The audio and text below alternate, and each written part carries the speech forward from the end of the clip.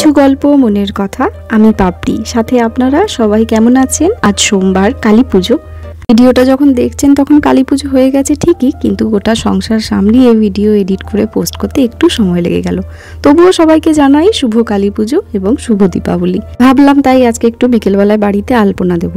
দুমুঠো গোবিন্দভোগ চাল ভালো করে ধুয়ে তাই একটু সকাল সকাল ভিজিয়ে নিলাম। আজ অনেকগুলো কাজ রয়েছে, আপনাদের সাথে রাখবো। সকাল সকাল তাই একটু উঠে পড়েছি। এই এখন সানরাইজ হচ্ছে। এই সময়টা বাইরে দাঁড়াতে কি সুন্দর লাগে। ডালিমগুলো দেখুন খাওয়া যায় না, কিন্তু কি সুন্দর রং হয়েছে। অনেকগুলো পাখি আসে এগুলোকে টুকরে টুকরে খেতে। সিঙ্গাপুরে দীপাবলিটা বড় করে উদযাপন হলেও কোথাও কালী পুজোটা কিন্তু হয় না। বাবা ছোটবেলায় চরকি, তুবড়ি, রসবাতি, ঝুরঝুরিবাতি, রকেট সব এনে দিত।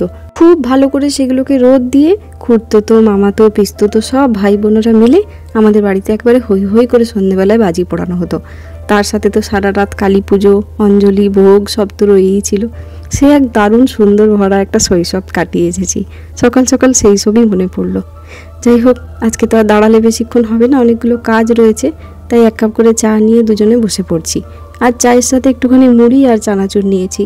কালকে তো রাত্রেবেলা ফিরতে প্রায় 10:30 পৌনে 11টা হয়েই গেছে, আপনারা দেখলেন।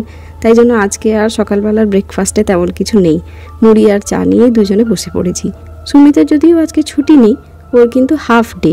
ওই দুপুর অবধি ক্লাস করবে, তারপরে ফিরে এসে আমার সাথে বাকিটা হেল্প করবে। আজকে রয়েছে অনেকগুলো কাজ, আপনারা সাথে থাকবেন। বিশেষ করে একটু রান্নাবান্নাগুলো আর আইভিকে সামলানো। আইভি তো এখন ঘুমোচ্ছে, ওকে উঠলে ওর সমস্ত কিছু কাজকর্ম করে তার মাঝখানে আবার দুটো রান্নাও করতে হবে। আজ সকালটা যা হোক সেদ্ধ ভাত করে চালিয়ে দেবো, কিন্তু রাত্রেবেলা ভাবছি একটুখানি পোলাও আর পনিরের তরকারি করব। দুজনে মিলে মুড়ি খেতে খেতে দুজনের ছোটবেলার দীপাবলির গল্প হচ্ছে। আমরা কে কিরকম কালী পুজো কাটাতাম সেই সব গল্পগুলো বসে বসে দুজনে মিলে করছি। এটা যে এই প্রথমবার করছি তা কিন্তু নয়, প্রায় প্রতি বছরই ওই পুজোর দিনগুলোতে আমরা আমাদের নিজেদের ছোটবেলার গল্প দুজনকে বলি। মুখস্থ হয়ে গেছে, তবুও বলতে যেন ভালো লাগে আর কি। ওই আরও একবার করে যেন শৈশবটাকে ছুঁতে যাওয়া। চলে এসেছি রান্নার জোগাড় করতে। এখানে নিয়েছি একটুখানি ফ্রোজেন মটরশুঁটি আর একটুখানি ফ্রোজেন পনির। ফ্রোজেন পনিরটাকে এখন গরম জল আর নুন দিয়ে বেশ কিছুক্ষণ ভিজিয়ে রাখবো। আর ফ্রোজেন মটরশুঁটিটাও খুব ভালো করে জল দিয়ে ধুয়ে নিয়েছি। এখানে ফ্রেশ মটরশুঁটি আমি একদম একদিনও দেখতে পাইনি, সবসময় ফ্রোজেনটাই বিক্রি হয়। আর একটুখানি পেঁয়াজ, একটু আদা, টমেটো কুচি, ক্যাপসিকাম কুচি আর কিছু বেসিক মশলা নিয়ে নিয়েছি। এই পনিরটা করতে রসুন টসুন কিচ্ছু লাগবে না, পেঁয়াজটাও না দিলে চলতো, দিলাম একটুখানি আর কি, যাতে একটু তরকারিটা ঘন ঘন হয় সেই জন্য। পেঁয়াজটাকে ভালো করে ভেজে এবার একটুখানি আদাটাকে ভেজে নিচ্ছি। খুব তাড়াতাড়ি রান্নাটা হয়ে যায়। টমেটো আর ক্যাপসিকামটাও বেশ কিছুক্ষণ নাড়াচাড়া করে খুব ভালো করে ভেজে নেব।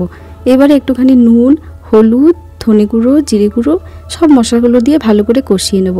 কিন্তু মনে রাখতে হবে এখানে মশলাটা খুব কম দেওয়া হবে। যত কম দেওয়া হবে পনিরের টেস্টটা তত ভালো হবে। একটু কালারের জন্য কাশ্মীরি লঙ্কার গুঁড়ো আর স্বাদের জন্য একটু চিনি, ব্যাস। এবারে মটরশুঁটি আর পনিরটা দিয়ে ভালো করে কষিয়ে ভালো করে মশলাগুলোর সাথে যেন পনিরটা মিশে যায়, সেই জন্য 5 মিনিট ঢাকা দিয়ে রেখে দিতে হবে। তারপরে উঠিয়ে এবারে জল দিয়ে যতটা পরিমাণ গ্রেভি লাগবে ব্যাস ওইটা করে নিলেই রেডি। কালকে তো আমরা সবাই মিলে রেস্টুরেন্টে বেশ অনেক কিছুই খেয়ে এলাম, তো সেই জন্য আজকে ভাবছিলাম যে আর কিছুই করব না। কিন্তু তারপরে ভাবলাম যে খুব অল্প তেল ঘি দিয়ে এই দুটো রান্না কিন্তু করলে মন্দ হয় না। কারণ এক তো আজকে কালী পুজো, আর দ্বিতীয়ত সুমিত একটু তাড়াতাড়ি চলে আসবে। প্রত্যেক দিন তো আর আমরা একসাথে ডিনার করতে পারি না, আজকে সবাই মিলে তাহলে একসাথে বসে ডিনার করতে পারবো। সচরাচর বাঙালিরা আমরা লক্ষ্মী পুজোর দিনই বাড়িতে আলপনা দিই, আর আজকের দিনে তো রঙ্গোলি দেওয়ার চলটা খুব রয়েছে। কিন্তু এবছর আমি ফুলের রঙ্গোলি বা নর্মাল রঙ্গোলি কোনোটাই জোগাড় করতে পারিনি, সময় পাইনি। সেই জন্য ভাবলাম তাহলে আজকে ঘরে আলপনাটাই দিই। তবে এই প্রথমবার আমি নিজের হাতে চাল বেটে আলপনা দিচ্ছি। এর আগে যতবার দিয়েছি ততবার হয় মা করেছে, নয়তো দিদুন করে দিত।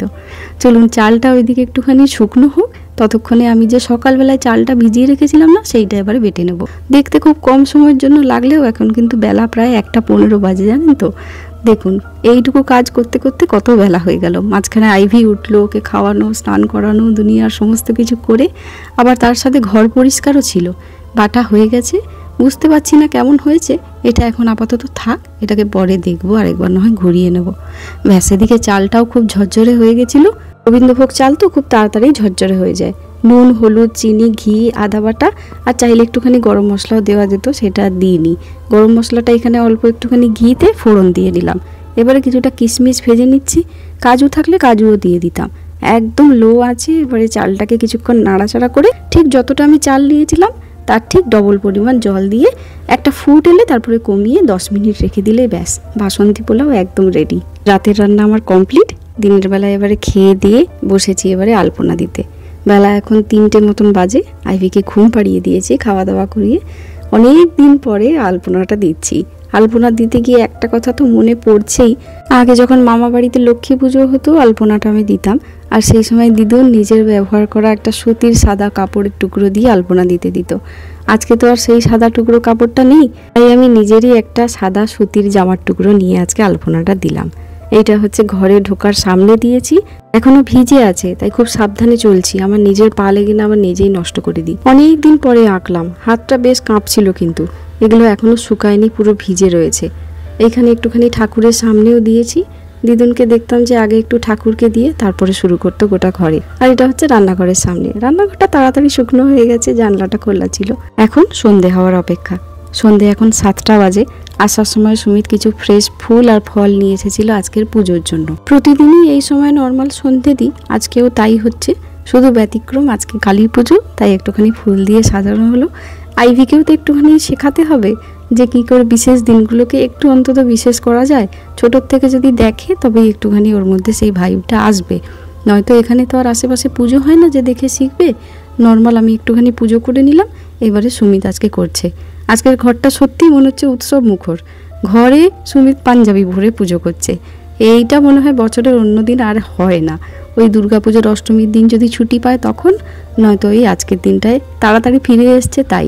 আমরা পুজো করব আর মেয়েটা বাদ থাকবে তা তো আর হয় না। বাবার কোলে উঠে ওর যত বায়না, আমার সাথে এইসব পারে না বায়না পালতে। আমি ওর হাতে একদমই ধূপ ধুনো কিছু ছোঁয়াই না, কিন্তু ওর বাবার সাথে একটুখানি পারে আর কি। আজ ইন্দিরাদিরা গেছে রামকৃষ্ণ মিশনে, ওখান থেকে ফিরে এলে একসাথে সবাই মিলে আমাদের বিল্ডিং এর নিচে ঝুরঝুরি বাতি জ্বালাবো। দাঁড়ান এবার একবার লাইটটা বন্ধ করি। এই প্রথমবার আমরা আম পাতা দিয়ে আর মাঝখানে একটা গাঁদা ফুল দিয়ে এভাবে টাঙিয়ে সাজিয়েছি। আর এই হচ্ছে আমার ঘরের চৌকাঠের যে আমি আলপনাটা দিয়েছিলাম, শুকিয়ে যাওয়ার ফলে বেশ সুন্দর সাদা রং হয়েছে। ঘরের সামনেই একটা মাটির প্রদীপ দিয়েছি।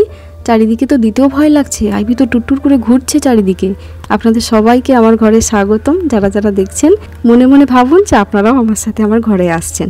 আলপনাটার ওপরে এভাবে টি লাইট ক্যান্ডেল দিয়ে সাজিয়ে দিতে দেখুন কি সুন্দর লাগছে। বেশ ফুটেছে সাদা, আঁকা যেমনই হোক না কেন এত সুন্দর সাদা রংটা লাগছে। এতে যদি একটুখানি লাল আর্কেলাইট কালার দিয়ে দিতাম পুরো একেবারে নতুন বউয়ের মতন লাগতো, কিন্তু সেই সব রং টং আর এবছর জোগাড় করতে পারিনি। দেখি সামনের বছর যদি হয় নিশ্চয়ই করব। এই ঘরটাই এত সুন্দর লাগছে, আমি শুধু দেখে ভাবছিলাম যে আগেকার দিনে যখন মাটির বাড়ি থাকতো বা এখনও যেসব মাটির বাড়িতে এরকম চাল বাটা দিয়ে আলপনা দিয়ে তার উপরে মাটির প্রদীপ দেওয়া হয়, কি অপূর্বই না দেখতে লাগে। এইখানেও দিয়ে দিয়েছি একটা করে টি লাইট ক্যান্ডেল। আর মাটির প্রদীপ এবারে আর বেশি কেনা হয়নি, এমনিতেই মাটির প্রদীপ একবার নাকি ব্যবহার করে ফেলে দিতে হয়, তো সেই জন্য আমরা এবছর দুটোই ব্যবহার করেছি। একটা ঘরে দিয়েছি, একটা ঘরে ঢোকার মুখে দিয়েছি। আর গোটা ঘরটা এরকম টুলি দিয়ে সাজিয়েছি। আইভি তো একেবারে দেখে পুরো অবাক, খুব আনন্দ পেয়েছে। রান্নাঘরে আর ওপাশে একটা বাথরুমে চারিদিকে আজকে একদম আলোয় আলো করে দিয়েছি। আর আমরা আজকে ঘরটা অন্ধকার করেই বসে আছি। এই ঘরটা তো আর পাবো না বলুন। আজকের দিন, আজকের এই সবার সাজ পোশাক এগুলো খুব মিস করব, তাই আমরা এরকমভাবে এনজয় করছি। আমাদের পুরো পরিবারের তরফ থেকে আপনাদের সবাইকে জানাই আরো একবার শুভ দীপাবলি আর শুভ কালী পুজো। আপনারা সবাই খুব ভালো থাকুন, খুব আনন্দ করুন, সকলের জীবন খুব সুখ এবং শান্তিতে ভরে উঠুক। চলুন এবার একটুখানি নিচে যাব। এই ইরারাও চলে এসেছে, আমরা সবাই একসাথে একটুখানি ঝুরঝুরি বাতি জ্বালাবো। এই প্রথম বছর দিওয়ালিতে আমরা আউট অফ ইন্ডিয়ায় এরকম ভাবে একসাথে ঝুরঝুরি বাতি জ্বালাবো। আপনারাও সঙ্গে থাকুন, চলুন।